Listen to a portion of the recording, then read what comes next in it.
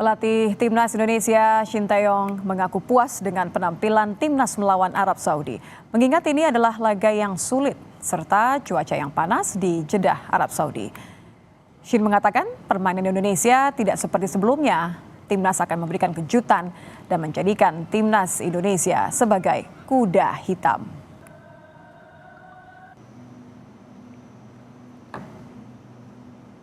오늘 경기 어이 와서 사우디랑 힘든 경기 했다고 생각합니다.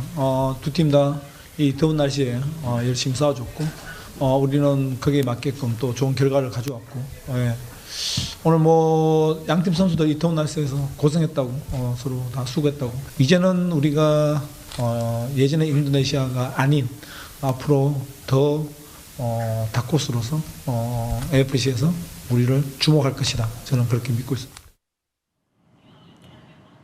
Sementara meski mendapat 1 gol, pelatih Arab Saudi Roberto Mancini kecewa dengan permainan tim. Arab Saudi punya kesempatan lebih dari 3 kali untuk mencetak gol, tetapi gagal hingga pertandingan selesai.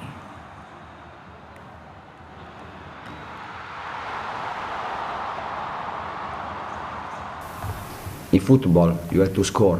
Our striker don't score. This is the problem. How many chances we had in the second half today?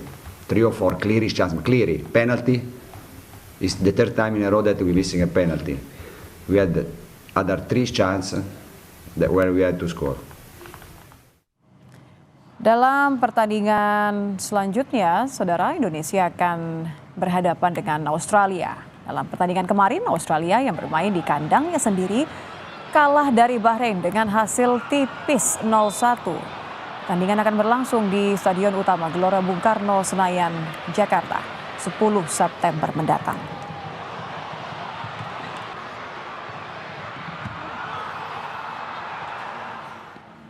Keberhasilan Timnas mencuri 1 poin dari tuan rumah Arab Saudi membuat Indonesia berada di peringkat keempat klasemen. Sementara grup C kualifikasi Piala Dunia 2026 zona Asia. Indonesia memiliki nilai yang sama dengan Arab Saudi. Namun Saudi memiliki kartu kuning lebih sedikit dari Indonesia. Untuk posisi pertama dan kedua diduduki Jepang dan Bahrain. Presiden Joko Widodo mengapresiasi hasil yang dicapai tim nasional sepak bola Indonesia yang menahan imbang Arab Saudi dalam laga babak ketiga kualifikasi Piala Dunia 2026 zona Asia.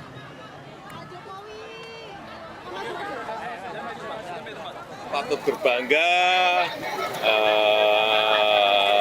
timnas kita bisa memberikan perlawanan yang baik dan bahkan beberapa kali memiliki peluang yang sangat bagus untuk sebetulnya bisa menambah gol, tapi ya alhamdulillah juga penaltinya nggak bisa masuk. Ini juga patut disyukuri sehingga pulang dari Saudi Arabia bisa membawa 1 poin.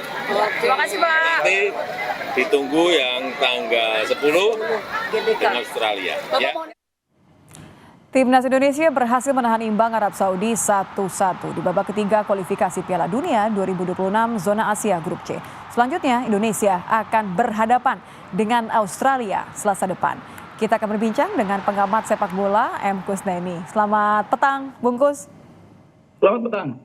Bungkus, ini kan sebenarnya satu kebanggaan ya. Saya yakin pasti Bungkus kemarin di pagi ya sebenarnya ya sudah jerit-jerit nih karena kita di luar kebiasaan kita mampu memberikan permainan terbaik. Tapi kalau menurut Anda ini sebenarnya apa yang menyebabkan Indonesia sejak awal loh ya sudah bisa menggempur gawangnya Arab Saudi?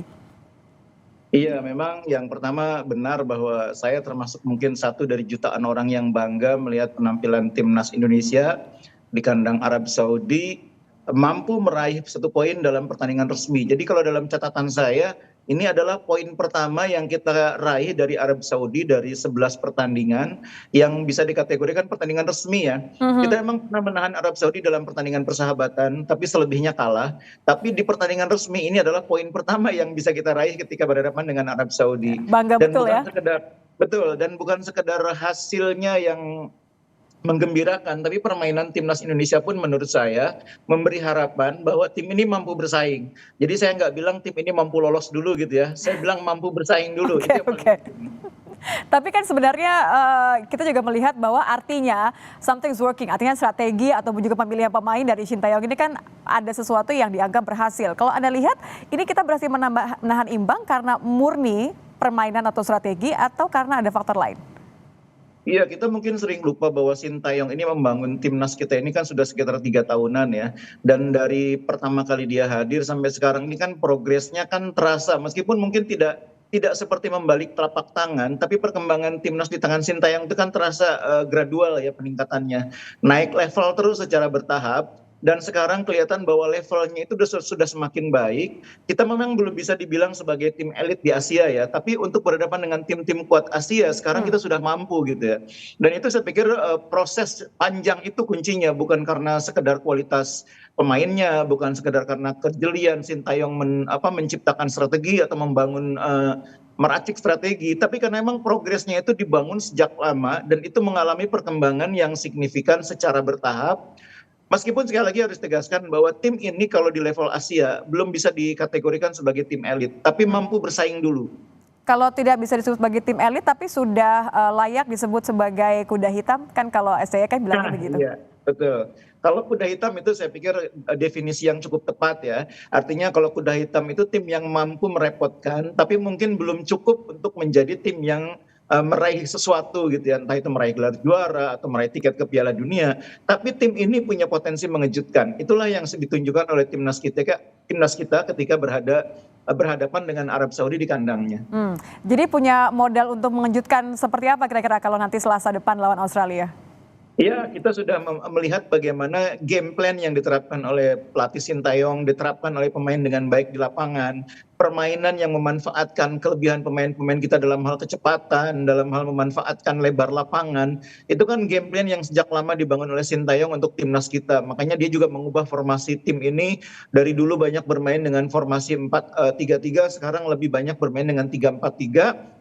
Dan hasilnya terlihat cukup baik ya. Dan sekarang materi pemain yang kita punya juga cukup mendukung untuk formasi 3-4-3, di mana kita punya back tengah yang kuat ya. Tidak hanya Jordi Amat, tapi juga ada Ejai Ijes, ada Rizky Ridho, ada Justin Hubner, Sandy Walsh bisa main juga di situ. Bahkan Tom Hai juga bisa main di posisi sebagai back tengah. Ini membuat permainan timnas kita sekarang terlihat solid ya. Menghadapi tim sekelas Arab Saudi sekalipun, meskipun kita memang digempur sepanjang pertandingan, possession-nya Arab Saudi itu sampai 60% lebih, tapi kita mampu membuat Arab Saudi kesulitan mendapatkan peluang yang bagus gitu ya. Mungkin dari sekitar 18 peluang Arab Saudi, hanya 3 atau 4 peluang yang bisa dibilang peluang berbahaya. Ya, apalagi ketika kiper ya, Martin Paes ini juga berhasil menambah kelegaan kita ya, berarti menahan tendangan penalti. Ini artinya memang akan bisa menjadi suatu harapan ya, apalagi karena nanti di GBK akan menjadi tuan rumah, harusnya bisa menambah semangat ya. Peluangnya menurut Bungkus akan seperti apa? Oke lah, kita nggak perlu muluk-muluk, tapi boleh dong berharap. Iya, jadi kita ini kan sadar bahwa kita ini menguasai permainan kan akan sulit. Kita pasti akan lebih banyak ditekan oleh lawan yang akan lebih punya peluang untuk menciptakan peluang. Jadi kuncinya harus punya pertahanan yang bagus, kiper yang kuat. Nah itu sekarang kita punya. Kipernya bagus, pertahanan kita juga kuat. Nah sekarang dengan cara berpikir seperti itu, dan kita berharap bahwa tim ini mampu bersaing di kualifikasi saat ini, saya berpikir menghadapi Australia nanti adalah kesempatan bagi kita untuk meningkatkan level atau progres kita di fase grup ini dengan mendapatkan poin yang lebih banyak lagi. Jadi kalau kita mau lolos dari fase grup ini kan minimal kita harus punya 2 kemenangan ya, minimal harus punya 2 kemenangan, dan itu peluang yang paling baik adanya di kandang. Di away mungkin akan berat, tapi kalau di kandang dengan dukungan penonton yang begitu masif, begitu luar biasa, mudah-mudahan kita bisa mendapatkan 2 kemenangan. Jadi kalau hitung-hitungan taktisnya kan begini, nanti lawan China kita mungkin masih bisa dapat 3 poin gitu ya. Lalu ditambah 1 poin lagi di pertandingan away yang lain, entah itu ke kandang Australia atau ke kandang China, ditambah 2 kemenangan, kita mungkin akan masih bisa bersaing di peringkat ketiga gitu. Nah 2 kemenangan di kandang itu kalau harapan saya di samping China, satunya lagi adalah Australia. Karena Australia yang sekarang ini kebetulan kondisinya tidak sebaik Australia dalam beberapa tahun sebelumnya. Iya, tapi kan keinginan untuk kemudian membalas dendam karena kalah dari Bahrain pasti memicu mereka untuk semangatnya double dong. Iya betul, itu betul. Tapi kan masalahnya permainan Australia juga ditentukan oleh kapasitas dan materi pemain kan. Nah materi pemain Australia sekarang menurut saya tidak sebaik 10 atau ya katakanlah 5 tahun yang lalu. Nah kita memang punya rekor yang buruk kalau ketemu Australia ya. Dalam 18 pertandingan kita hanya sekali menang gitu ya. Selebihnya kita kalah sampai 13 kali. Tapi maksud saya dengan kondisi saat ini yang dihadapi Australia, dengan materi pemain yang lebih terbatas, rekor pertemuan mereka dengan Indonesia itu menjadi sesuatu yang harus kita lupakan gitu loh. Ini kesempatan kita, kalau mau ngalahin Australia, mau Ini menjaga saatnya ya. peluang masuk grup, ya sekarang. Oke, saya suka nih. Tidak hanya kemudian menambah semangat untuk bertanding mati-matian nanti di hari Selasa, tapi juga nampaknya secara hitung-hitungan kita masih punya peluang yang begitu besar, paling tidak untuk dapat peringkat ketiga dan ke babak 4 berarti ya, Bungkus ya? Betul. Yang paling realistis kan itu, kita peringkat ketiga, dan itu menurut saya syaratnya dapat 2 kemenangan, terus ada 2 hasil imbang di pertandingan away. Kita sudah dapat 1 itu, away kemarin lawan Arab Saudi. Tinggal nyari 1 lagi away di kandang China misalnya gitu ya. Tapi harus menang, karena kalau seri terus, walaupun kita dapat 4 kali seri, kan poinnya cuma 4. Tapi kalau dapat 2 kemenangan, itu udah 6 ditambah dengan 2 poin seri, jadi 8 poin. Itu yang akan membuat kita punya modal menjadi peringkat ketiga. Ya ini kan baru hitung-hitungan di atas kertas, tapi ya caranya emang harus begitu. Ya. Harus cek the target ya. Kalau begitu terakhir, ini tapinya. Kalau kemarin sudah kita lihat ini sesuatu yang dipupuk SDY sejak lama, hasilnya mulai kelihatan. Tadi kiper dan juga pertahanan kita mulai punya peluang di situ. Tapinya apa? Supaya hitung-hitungan di atas kertasnya Bungkus tadi tercapai nih. Tapi dengan catatan kita bermain lebih konsisten ya. Karena salah satu problem kita ini kan mempertahankan konsistensi permainan itu masih menjadi PR. Kemarin di pertandingan babak kedua juga kita agak menurun ya. Meskipun Sintayong sudah melakukan upaya pergantian pemain, memasukkan pemain-pemain yang lebih segar, tapi babak kedua tuh kita menurun. Kita lebih banyak digempur dan akhirnya kita bisa dibilang tidak bisa berkembang permainannya.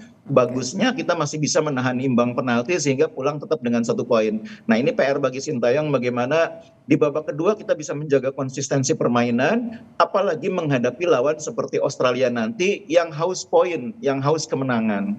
Oke, jadi harus defense ya. Tapi gimana kalau untuk peluang kita membuat lebih banyak gol gitu? Kalau kita lihat kemarin kan sebenarnya shoot onnya gol kita kan masih ya miris sekali ya.